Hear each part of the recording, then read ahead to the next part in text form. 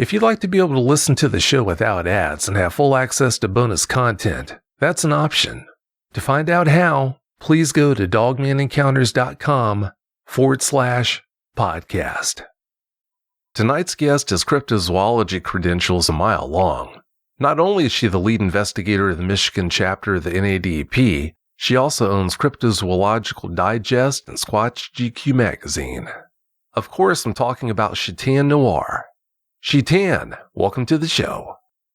Hi, and thank you for having me on. Well, thanks so much for coming on. We appreciate your time. I'm not trying to be funny here, Shetan. I'm just wondering, what are the origins of your first and last names? So I get asked this a lot, and I used to do belly dancing about 10 years ago before a knee and leg injury kind of turned me in a different direction. And I didn't want any foo-foo, girly belly dance name. Most of them translate into flower or something really prissy, and I am not prissy in any way. And I was more of a gothic belly dancer. So Shetan is Arabic for devil, and Noir is French for black. And that made me a very sought after commodity here in the Detroit belly dancing scene. But it also meant that people who understood what the name meant would leave me alone. Because any woman who's going to walk around calling herself the devil, obviously they don't want to mess with that. So that is the name that I embraced. And I've had that name for over, I want to say 20 years now. Everybody locally here in Michigan who was in the belly dance scene knew that name, but they also knew me from my performances around the state as Shetan. So when I started investigating and started to do more books, do more public appearances, I just continued with that name because that's who everybody knew me as and associated me with.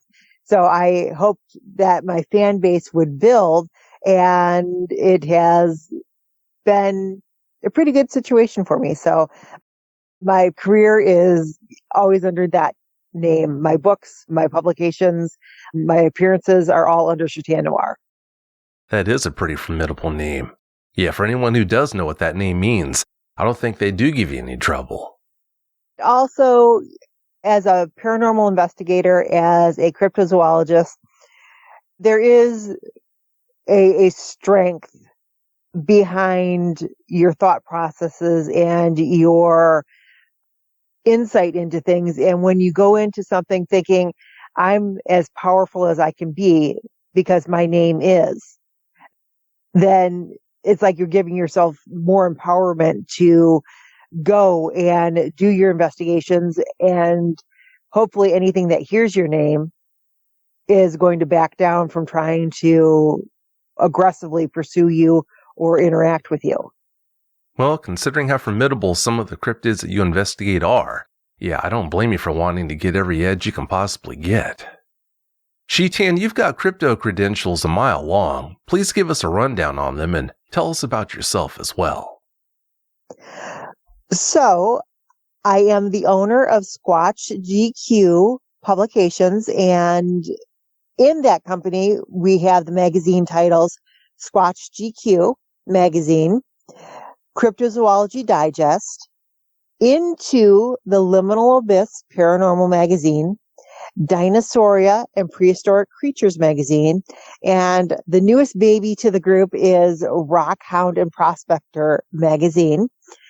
I have written books on lake monsters and odd creatures of the Great Lakes, flying creatures of the Midwest beyond Mothman, and then I have a children's book that's called The Marvelous Misadventures of Tegan Gray, and it's a children's photo book with a little bit of story in it that basically shows my little 7-pound miniature pinscher as she goes hunting for Bigfoot around our yard because he crashed her tea party. So it's a kid's book.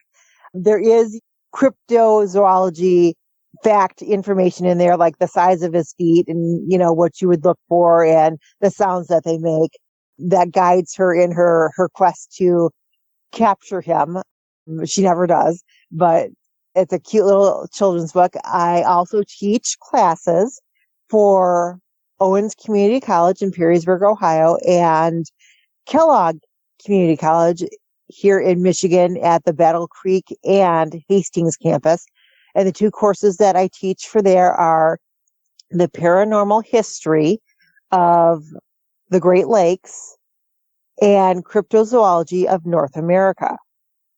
Now, I have been investigating both cryptozoology and the paranormal for over 25 years and have spent a lot of time talking to people, reading, watching the TV shows, forming my own thoughts about, what's going on out there in the world. But I also have a strong background with working with dogs, with working with animals, and have a knowledge base from that I apply to cryptozoology and how these cryptid creatures might interact based on what we know from natural occurring species, and how that might be an explanation for some of the behaviors that we see with how they either behave towards us or things that we see out in the wild that it's like, I can't explain that, but I know what I saw. Because that's one of the statements that I always get from any eyewitnesses, no matter who I talk to, where I talk to, is we don't exactly know why it was doing this. And so it's always a piece of the puzzle to try to compare that little puzzle piece to the rest of the picture and then compare it to a knowledge base of natural occurring species that we have documented either in the wild or at zoos. And from there, it's just collecting knowledge. You can never learn enough. So we're never experts in cryptozoology or the paranormal, but we can educate ourselves as much as possible and try to form a theory or ideas about things from that. A lot of the things cryptids do are so hard to wrap your mind around and figure out, but the frightening part is whatever they do makes total sense to them. Yes. Being the lead investigator of the Michigan chapter of the NADP the way you are, you're the perfect person to ask the following questions. Number 1, which county do most of the reports you currently get come from? So most of our reports that I have seen over the last, I'd say 5 years, are coming from the west side of the state. Now, Michigan, the Benton state, is a big state, but there's a lot of rural agricultural areas. And the western part of the state, minus Grand Rapids and Kalamazoo and some of those bigger cities, is a lot of farmland, a lot of woods, a lot of forests. And we get a lot of reports from that west side of the state area where actually the original Dogman reports came out of in the Ludington, Luther area and were attributed to being like the birthplace of Dogman. But what I tell people is anywhere you have farms, anywhere you have apple orchards, anywhere you have agricultural fields producing corn, anything that will attract deer, you have the potential for a Dogman or a Bigfoot to be in that area because the fruit, the vegetables draw in the deer and the deer draw in the Bigfoots and the Dogman. So just because we don't have reports from certain parts of the state, don't underestimate that, because in order for a report to take place, a human being has to witness the actual cryptid and then either has to contact somebody like myself or other researchers and make that report, or they have to tell family and friends who then go make a report. So just because there's not reports in an area doesn't mean that there's not necessarily a creature there. It just means that nobody has seen it or interacted with it. So you could have those deer carcasses that used to line the road in October here in Michigan. We don't see them a whole lot anymore because something's taking those deer carcasses. And we get reports from farmers who say, it was weird. I went out to my back porch and I'm looking out into my empty cornfields and here's half of a deer carcass.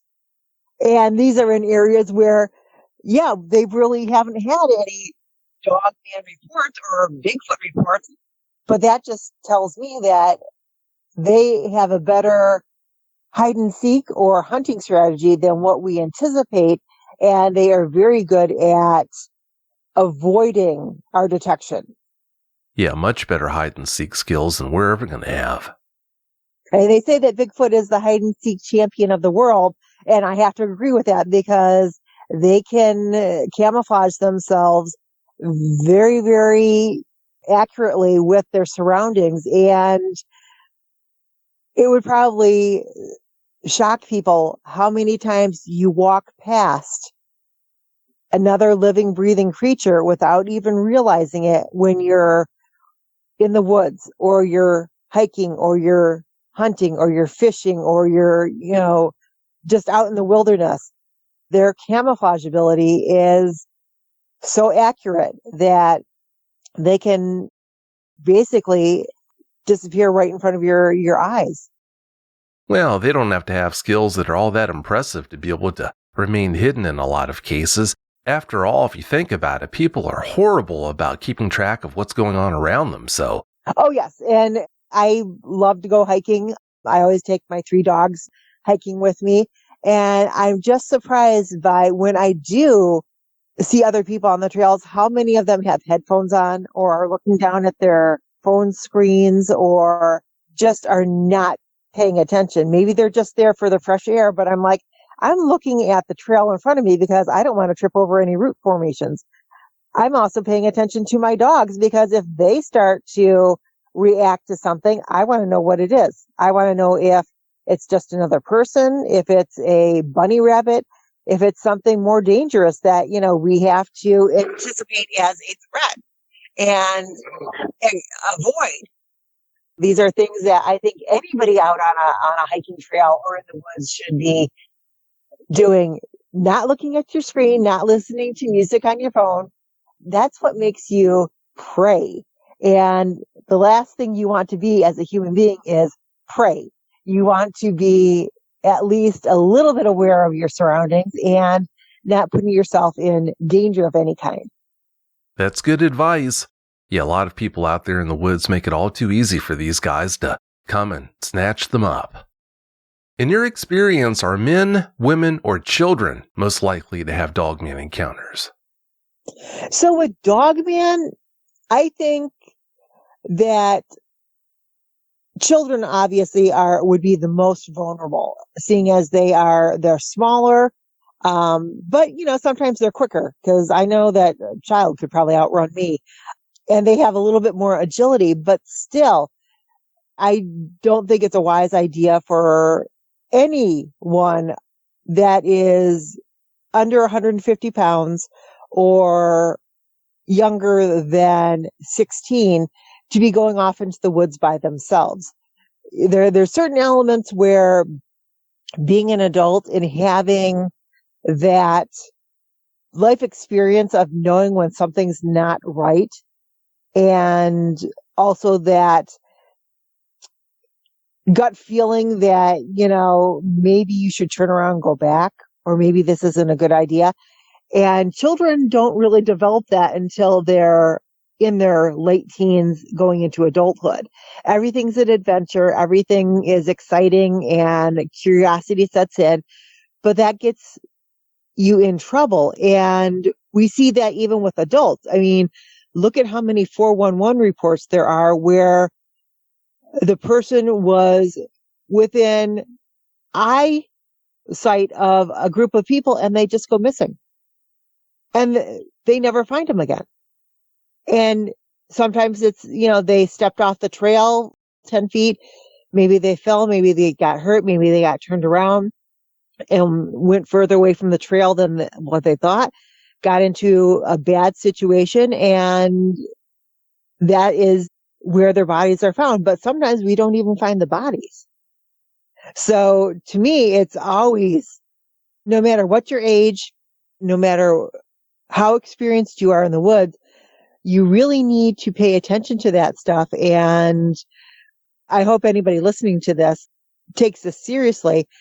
I am an avid hiker. I love going hiking, but when I do go hiking, I always take my driver's license and my personal information with me, because you don't gain anything by leaving it in your car. If anything, if somebody breaks into your car and steals it, you're in more trouble than what you would have been if you had it on you. But if you had it on you and you go missing on the trail and somebody comes across you, whether you're sick, injured, deceased, they have that information. Now they know who you are and who to contact. But also, it is very beneficial if you are going for a hike in an area where either there's wildlife or there are land formations that can be, or trails that can be treacherous to navigate. Print out a copy or get a pamphlet from the state park of the trail that you're going to be on, circle it, put that on your front seat, and write a note saying, this is where I went. Because if you go missing, that gives people looking for you a place to start and look for you, instead of wasting valuable time searching all the trails. They know which trails to hone in on. Also, write down what kind of boots you're wearing. Take a picture of the treads on it. Leave an old pair of socks. You can put this all in a Ziploc bag, because that will give also the investigators information on what shoes you're wearing, so they know what tracks to follow. If they're using a search and rescue dog, that gives them a scent article with your scent on it that dog can follow and hopefully find you. And it gives them solid leads on where to go find you. I also recommend people taking bottles of water with them, granola bars, first aid kits. And if you have your phone on you, the little battery packs for your phone to recharge are $5 at like the Five Below stores or Walmart or anything like that. Take an additional battery pack and a cord with you, because you don't realize how much battery you burn up taking pictures of things, recording things, whether it's video or sound. You don't realize how much battery you burn up, but when you get into a situation where you could probably use that extra battery power on your phone and you don't have it, that's when you start to panic. Here's another thing. When you're panicking, when you are feeling a burst of adrenaline or fear, you actually do emit a smell. And if you have apex predators in the area, they will pick up on that smell. Yeah, that's a scary thought. And you raised some really good points. That's really good advice. A lot of those I hadn't even thought of. You've been researching cryptids for the past 25 years, Shetan. Did you investigate Dogman from the start or after a certain period of time? Actually, I would say that my first experience with cryptids was my introduction into cryptozoology, and that was when I was about 9 years old. And we were camping at a campground that summer here in Michigan called Crystal Lake Campground. And they had a alligator or crocodile. I cannot remember the head shape of it to specify which one it was, but they had this 6-foot long, we'll just call it a alligator, living in a dog kennel outside of the camp store. And they would tell the kids, oh yeah, we caught that in the lake. So of course, 9-year-old me did not want to go swimming that summer, did not want to go fishing, did not want to go out in any boat, because if they caught one alligator out there, there's got to be more. And one of the evenings that we were there, they decided for family movie night to show the Patterson-Gimlin film and The Legend of Boggy Creek. Now, 9-year-old me spent the next 45 minutes hiding in the women's bathroom until two older ladies took me back to our truck camper. And after that, it was an all-out pursuit to find out as much information as I could about that big, hairy guy that's running around in the woods. And a lot of people to this day think, oh, well, Bigfoot, Sasquatch only live in the Pacific Northwest. No, they're all over the country. They're all over the world. But that 9-year-old child in me started reading every book they could get. And at that time, everything, whether it was Bigfoot, whether it was ghosts, whether it was UFOs, whether it was Atlantis, was all under the term New Age. So when you went to the bookstore or the used bookstore, that's the section you went to. And you would grab every book you could and try to read as much. And then, of course, Fate magazine was a huge contributor to information output. So those became the things that I focused on. But the cryptids that actually fascinated me the most from the beginning were the lake monsters. And that was what I wrote my first book on. But as a cryptozoologist, and actually as the owner of the magazines, I try to keep myself open to all cryptids. And yeah, I do have my favorite. My lake monsters will always be my favorites, but there is so much information and so many eyewitness reports and interactions between people and Bigfoots, Dogman, Mothman, or flying cryptids, reptilians. There is a whole multiverse out there of cryptozoology and the paranormal and UFOs that a lot of us do witness and believe in. And to me, if people say, oh, that stuff's not real, either they haven't had a situation that they can't explain yet, or they don't want to admit that they've had that experience yet. But when they do, they come looking for the answers, and it's like, okay, I need an explanation for this. So for me, my fascination started when I was a child, and it has grown ever since. Obviously, because I own a magazine company and I do presentations on cryptozoology and the paranormal. I do podcast interviews on, those subjects. To me, this is my whole life. This is my whole world. And every new person that I talk to, every new bit of information that I get just adds to that complete puzzle, but there's still a lot of puzzle pieces missing. So I actually hope I never get to the point where I'm like, nope, I know everything. I'm good. Because I always want to be learning and finding out more about the cryptozoology, the paranormal, ufology. All of that is a fascination to me. And I just hope to always have access to more ability to learn more about everything. It really is funny when you think about it. Who would have thought for a second that 9-year-old girl who was so freaked out after seeing the Patterson-Gimlin film would become so addicted to the topic of cryptids and down the road actually have a bona fide Sasquatch sighting of her own and a potential Dogman encounter? Who would have thought it?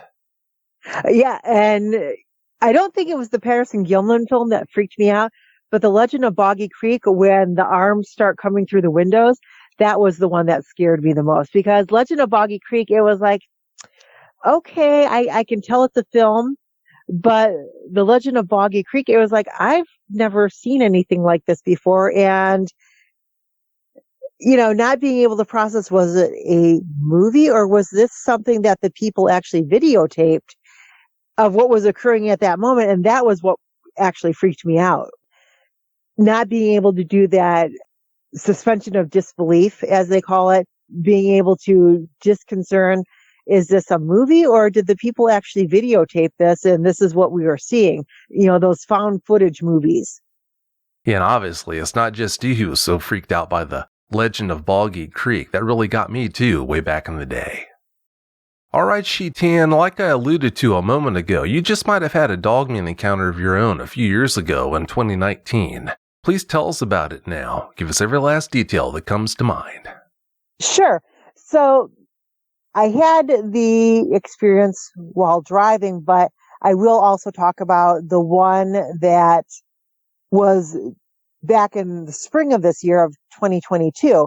But back in 2019, so my mom works from March to end of October up at the North American Bear Center in Ely, Minnesota.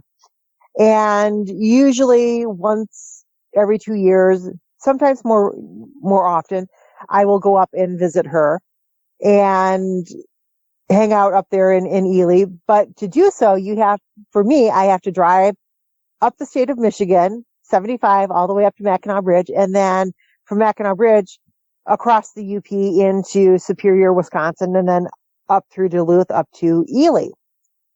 Now, when you're going across the UP of Michigan, there are 2 straight routes that you can take, but sometimes they do detours because of wildlife crossings that are on the main routes. So on this particular occasion, I had to take the detour, which was a lot of go 2 miles on this road, go 3 miles on this road, little roads that you're like, why are they even sending people down these roads? Now, this was just as it was getting dark, and I had stopped at a stop sign and then was proceeding through it, and I was looking straight ahead of my vehicle, and I noticed about 75 feet ahead of me, just out of the reaches of my regular headlights, that there was a large animal on the passenger side of the road. Now, as I'm starting to accelerate, this creature decides to cross the road, and it did it in a leaping fashion. So it was on the passenger side of my car, side of the road, then into the middle of the road, and then onto the other side of that lane, and then it was off into the woods. Now, it was bigger than a black bear, but it had a snout. And when I say snout, I mean a bear or a canine snout. We know that Bigfoots have a flat face, so I can disclude that it was a Bigfoot. But it was a very large animal, and it crossed the road in such a way that it was not trying to hide itself, but when I initially saw it, I didn't see it coming out of the woods. I saw it next to the road, and then it crossed over the road. So I don't know if it was chasing a prey item, like a deer or something like that, but it did choose to cross in front of an oncoming car. I mean, I was 75 feet away, but with headlights on, it knew I was coming, and it still chose to cross the road in front of me instead of fleeing back into the woods on the side of the road that it was in. So it obviously had no fear of a car or a human being. Now, my mom works with black bears. She is the black bear curator at the North American Bear Center. She has black bears at her house. She has adults, she has yearlings, she has babies. I am very familiar with the size of a black bear because I have actually been within 6 feet of wild black bear, full-grown adults, and this creature was bigger than any black bear that I've ever seen. It also had not little, but the body structure was different than what a bear was. So my question is, was this a leaner black bear, or was this something else? Was this more of a Dogman? Because it wasn't a wolf. This was much bigger, much blockier than any canine, four-legged, quadruped canine that I would ever see. But the UP is a very desolate place. there is huge expanses of road, miles of road in between each town. And it is a thriving place for anything wild and untamed to live. Now, moving forward to 2022, I say that there is evidence of these creatures up there, and I sent you the pictures that I'm about to talk about. Now, I was on my way up to the Menominee Bigfoot Conference in Menominee, Michigan, and I had my little 7-pound min pin with me. She travels with me, and usually her 2 adult children, they're 2 years old now, they travel with me, but this time I just had her, and we were traveling along the route that basically it's right next to the Lake Michigan shoreline. And there is a really nice rest area along that stretch that is right off of the beach of Lake Michigan. You can walk down a little pavilion onto the beach and walk up and down the beach. And we had been on the road at that point about 7 hours. So I figured this was a good time for both of us to stop and stretch our legs, use the restroom. So I was walking her up and down the beach, and there was a little stream gully that goes into Lake Michigan. I thought, I want to get a picture of that. So as we were walking over towards it, my min pin, who she loves to go hiking, she is fearless. She is leading out on the trail. She is being very quirky about walking in front of me and is not really wanting to go over to this area. And it wasn't until we got over to within 5 feet of the area that I realized why. And we get to this line of tracks that are going out into the water. These footprints. Now, I wear a size 10 men's shoe or a size 11.5 women's shoe. I have big feet. They're wide feet. You can see in the pictures that I sent to you my foot compared to the track. The track of this animal is half the length of my foot and just as wide, and leaves a deeper impression in the sand than I do. I weigh 170 pounds. Whatever this animal was leaving some definite tracks. Now, the tracks lead from just beyond the parking lot of the rest area down the beach and into the water. And then wherever it came out of the water at, I am not sure, because I wasn't going to go looking for the trails that lead back. I did not see any unknown animals on the beach, but I did find the track. And the thing that kind of perplexed me was this trail, this line of tracks, is only 150 feet from this rest area, which is a very active rest area. Semi trucks pull in there, people in regular cars pull in there. This place is open 24/7. And these tracks were actually very fresh. They had not been washed away by any rain, any wind, any wave activity. So my min pin didn't want to interact at all with the area that these tracks were in. But if you were to compare her paw print to the size of these tracks that are left, her paw print is about the size of a quarter compared to a paw print that is half the size of my foot. So I took the pictures of the tracks and then proceeded on to the Menominee Bigfoot Conference. And when I got there, Ken Gearhart was there. Barnaby Jones from CAPS Paranormal in Wisconsin was there. Jay Beauchamp, who is a Bigfooter, was there. Allison Jornlin was there. She does cryptozoology. And I'm showing everybody these tracks, and they're like, oh, these are good. They're like, I've never seen anything this defined before. And nobody could come up with an explanation. They weren't wolf.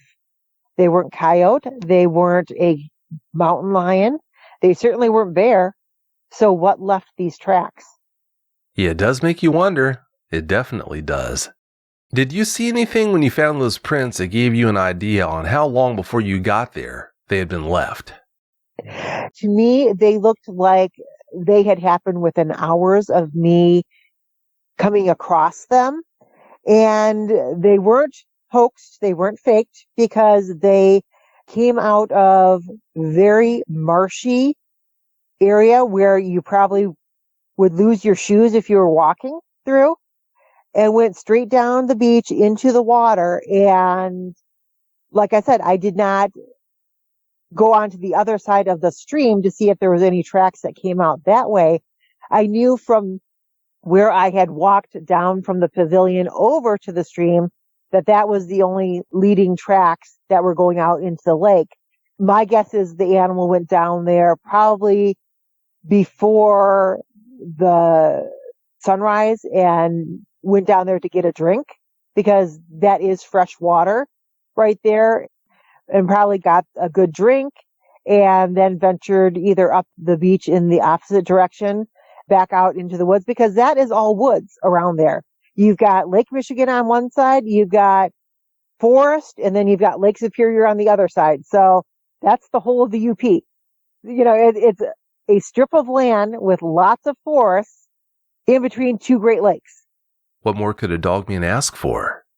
Oh yeah, I mean they've got food, they've got water. The old forest growth provides plenty of canopy. I'm sure there's rock formations in there. We certainly know that there's old mining shafts and caves and stuff like that. There's old buildings that people abandon that they could probably easily, get into and live in there, as long as people aren't coming around and disturbing them. And most of these little, I call them ghost towns in the UP, even though people think, oh, ghost towns are an old thing.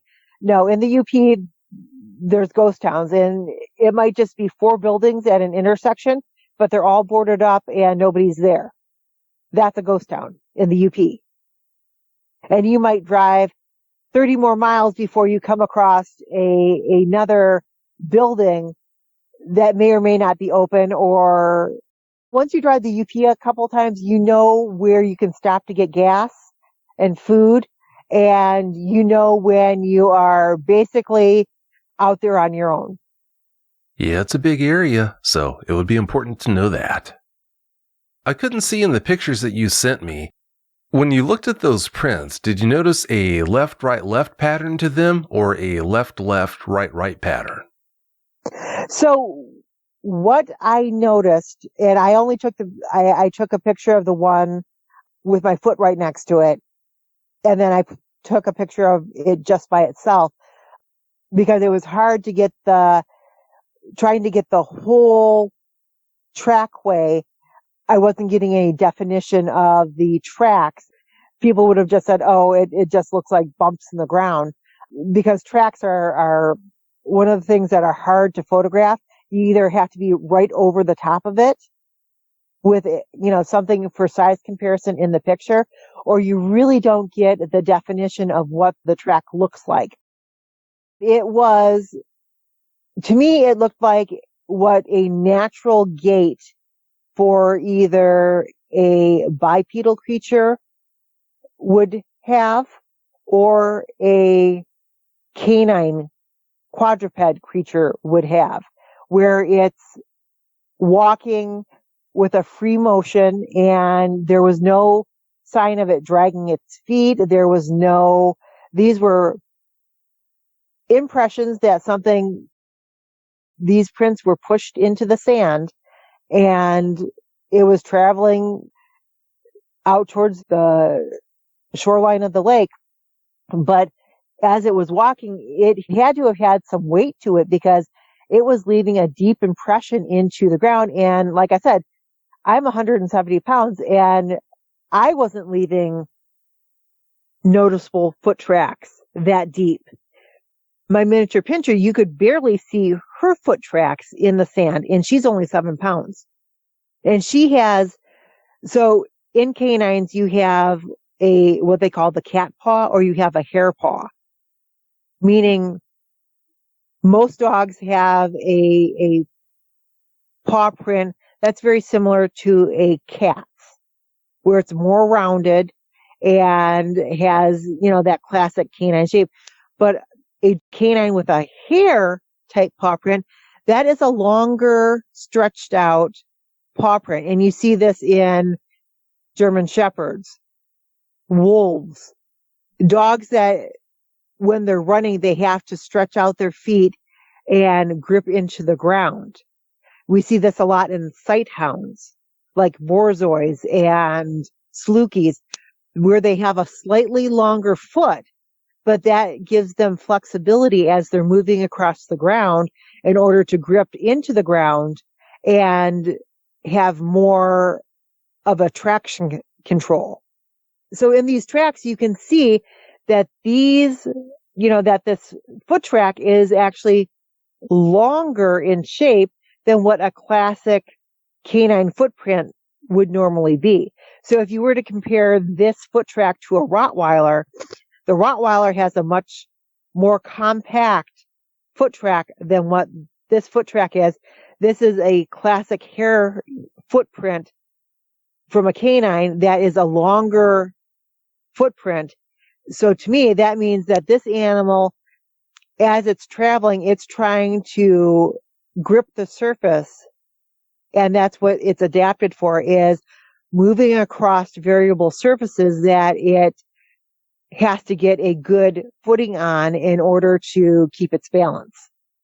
Oh, sure. No, that makes good sense. I dropped the ball on you, though. I should have been more clear when I asked you that question about the left-right-left pattern or a left-left, right-right.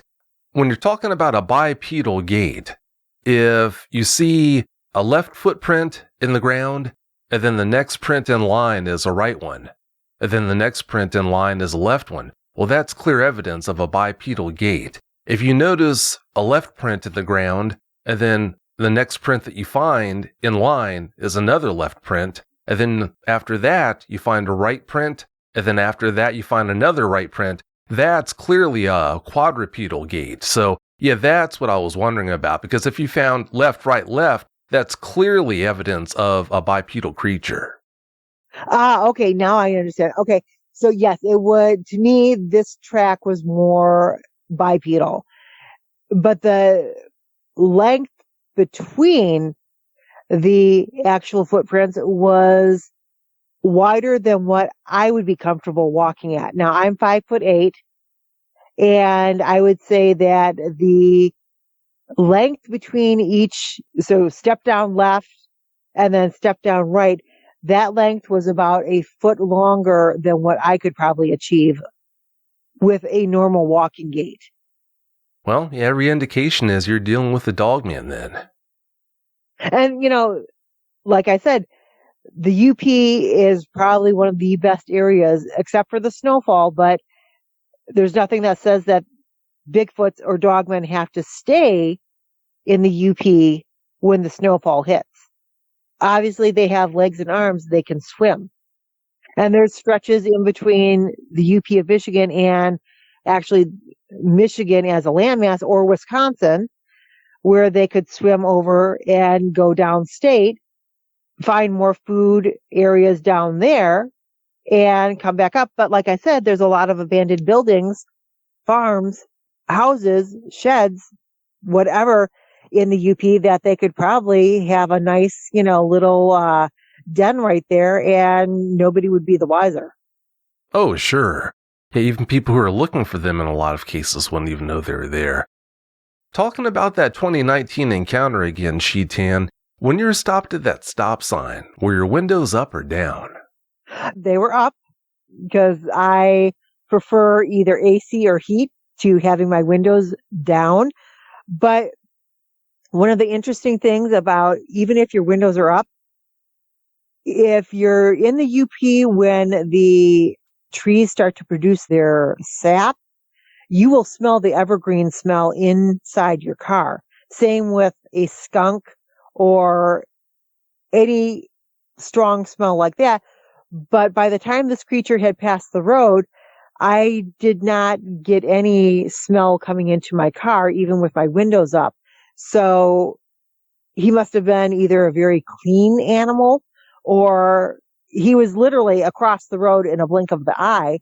And the only reason I did see him was I was stopped at a stop sign and I was looking straight ahead and the road was straight, didn't have any curves in it. And as I started to go through the stop sign, I want to see if there's any oncoming traffic so that I know that if I have to stop so they can go through the same area.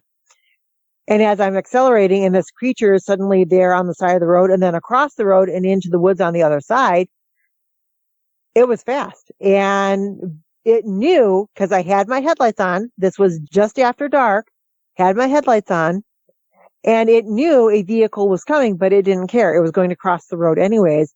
And then it was gone into the woods and I didn't see it circle back behind the vehicle. Of course, by then I'm going about 55 miles per hour. And it was just a very quick sighting of it.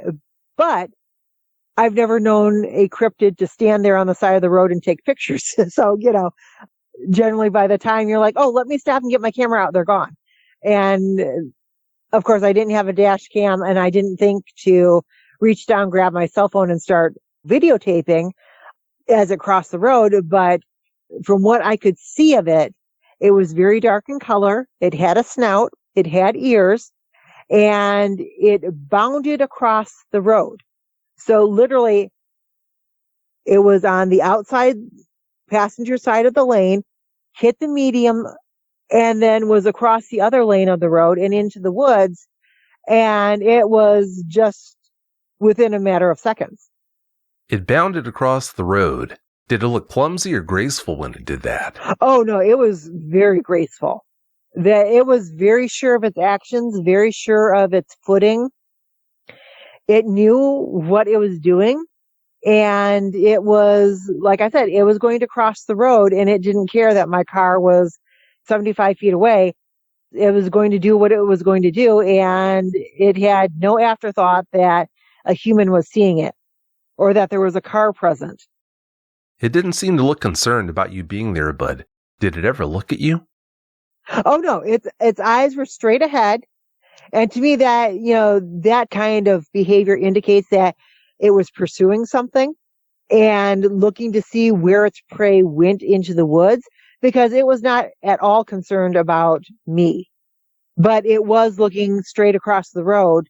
And that's the way its head was pointed. Now its eyes, it's possible its eyes shifted and did a side glance at my vehicle to see where I was in proximity to it. But as it went across the road, it was looking, its head was pointed straight ahead. So my thought is it was probably pursuing something like a deer. Yeah, you're probably right. You described it as being bigger than any black bear you've seen. How big would you say it was, though? So the biggest black bear that I have ever seen is, and he just passed a couple of weeks ago, was Ted Bear at the North American Bear Center. And at his heaviest, he was about 700 or 800 pounds. Wow. And a big animal. Now, this guy, of course, I was 75 feet away from him. I would say body size wise, if I were to compare him to something, it would be probably about the size of a cow, one of the bigger cow breeds, but not shaped like a cow, and definitely wasn't black and white. But it was big. His back would have been higher than what the front hood of my car would have been. And I was driving at that time my Ford Escape. So his back easily was higher than what my headlights were. That's big. Yeah. Did you take that experience in stride due to the work that you do, or did it still kind of freak you out? At this point, the only one that my Bigfoot encounter when I was driving, that one had some impact on me. But when you're driving like the UP of Michigan or Upper Michigan or any state that's very rural, has wooded areas, you kind of take into acceptance the fact that at some point along the route, you could have anything popping out in front of you on the road, whether it's a deer, whether it's raccoon, squirrel. These are all possibilities. And you always have that same gut check instinct of slow down, or, you go into that, your advanced driving skills, because you don't know what the animal is going to do. Is it going to cross the road and keep going? Is it going to stop and stay there in the middle of the road? Is it going to get hit by you?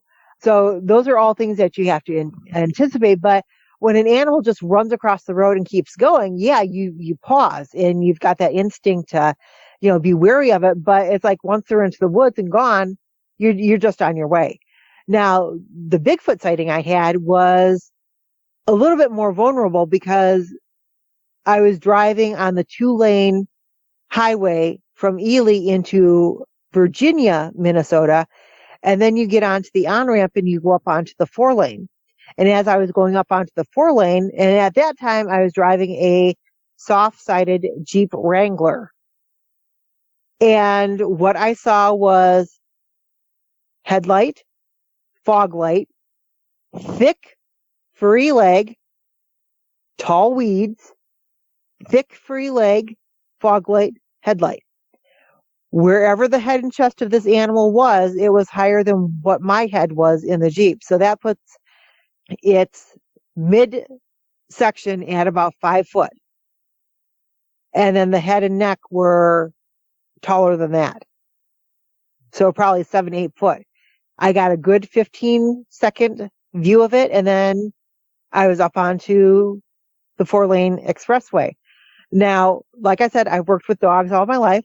I was a professional groomer for 20-some years. And the closest fur that I could, in my mind, match this to was a Newfoundland dog.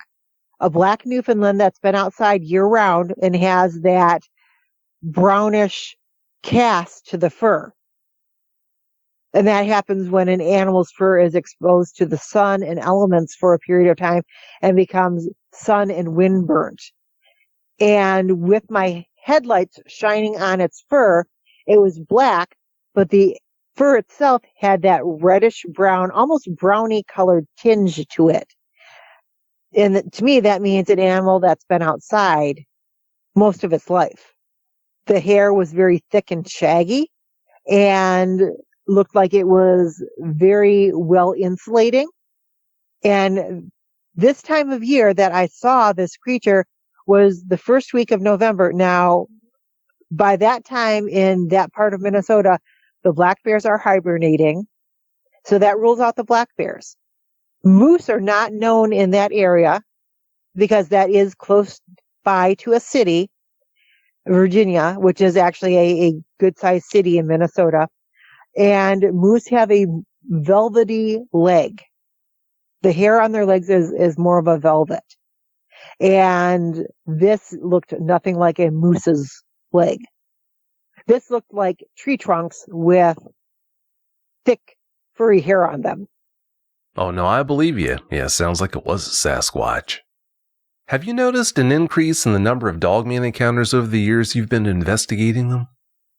What I've noticed is people now know that there are 2 separate species that kind of look similar. And I say kind of look similar because most of the time people only get a brief glimpse of these creatures as they're going across the road in front of their cars or they're disappearing into the woods. So for many, many years, people only thought that there was Bigfoot, Sasquatch out there. But now that more people are researching and documenting evidence of the Dogman, now people are starting to question whether they've seen a Bigfoot or a Dogman.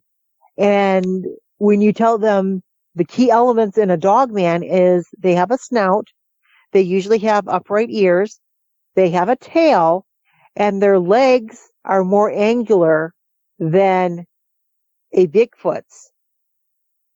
They're also shaped a little bit different. Think Dogman is more basketball player in structure, and your Bigfoots are more like a football player. Bigger, blockier. They have a lot more definition to them. And those are when people start to understand that. And then also when they start to understand that they don't just come in black or dark brown. They come in blonde, they come in wheaten, they come in gray.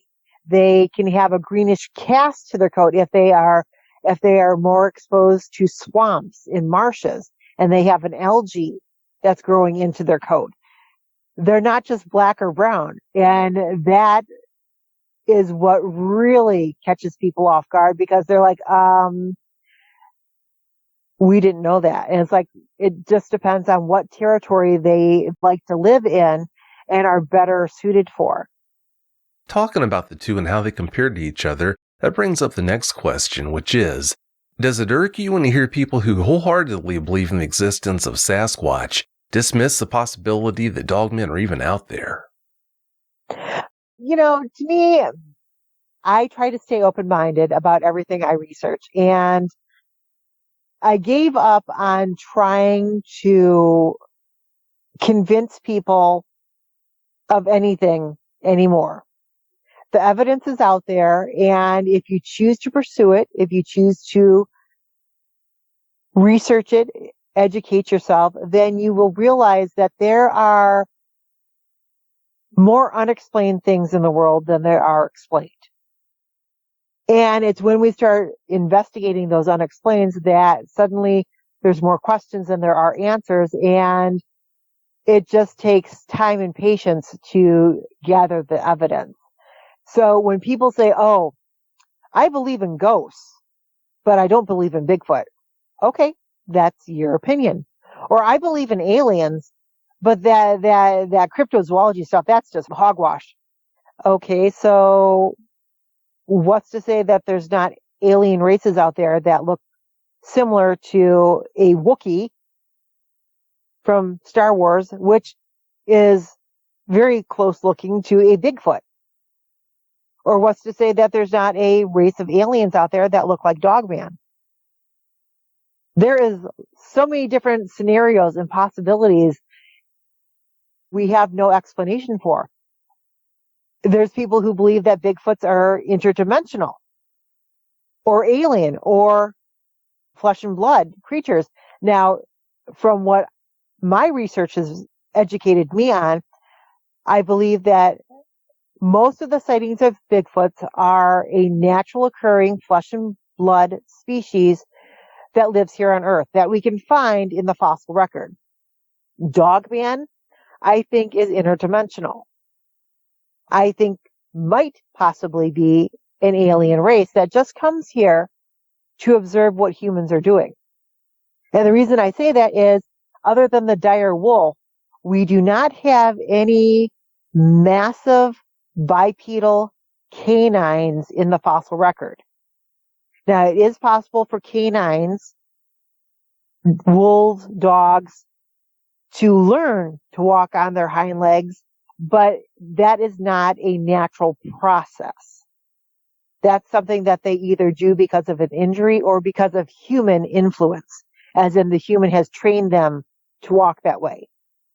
But if it's an interdimensional creature coming from a different time and place and coming to our world, then that opens up the possibility, because we see other cryptids like Mothman that is presumed to be interdimensional, and we don't quite have a grasp on how that works, how they can come here and leave, but we don't go there and come back. We might go there, but we don't come back. There's different scenarios that I have researched and gotten reports about, have read about from other researchers, that just when you think you have a grasp on the idea of what something is, you get new information. It's like, no, we're going to leave the door open on this one because that doesn't coincide with what I already know, and that needs more research. It is funny how that works. In almost every case, the more you find out about these guys, the more you realize how much you don't know. Please tell us about some of the most notable sightings you've investigated over the years. Some of the more notable ones that I have gone and looked into. Obviously, there's not just in Michigan, there's Dogman cases all around the country, all around the world, actually. So you're never just going to one place to look for a Dogman creature. But I will say one of the interesting ones that, I have done, driving up and down Bray Road in Elkhorn, Wisconsin, because I've gone and done the Beast of Bray Road conference in Elkhorn, Wisconsin twice now. And the first time I did it, it was like, okay, I'm going to be brave. I'm just going to drive up and down the road, because to me, that's the best way to see them. To them, that's natural interaction because they see cars going up and down the road all the time. So I just thought I would drive up and down the road, and it was the thrill of the possibility of seeing something. And while I didn't witness anything there, I know that people up and down that road have had lots of interactions with a cryptid creature. But just that potential for something to be watching me as I drive up and down the road, or, if there was a possibility of it chasing something across the road in front of me, I was all for that. Now, obviously, nothing happened that first time. And the second time I went there, just as I left the conference, the sirens went off for tornado warning. So luckily I had stopped at a gas station, and everybody had to go into the back room of the gas station because the manager wouldn't let us go back out into where the flammable liquids were in case a tornado came. And we weren't allowed to leave until the all clear was given. And then it was like, nope, I'm driving home now. So weather prevented me the second time from going out and doing any investigations. But that was an interesting one. And when I go hiking, I usually try to pick places that have cool land formations or waterfalls or stuff like that. And when you're out in the wilds, as I say, you have the potential of coming across anything. So I always try to have my phone ready. I'm paying attention to the dogs, paying attention to the trail, because you never know what might step out onto the trail and be watching you. And there's always that potential for something to happen. Now, when I go out looking for them, I rarely ever find anything. Really find any evidence. It's when you're not looking for them that you find foot tracks, or you find weird looking hair, or you hear a strange sound in the woods. But it's always when you don't have anything available to record it or take a sample of it.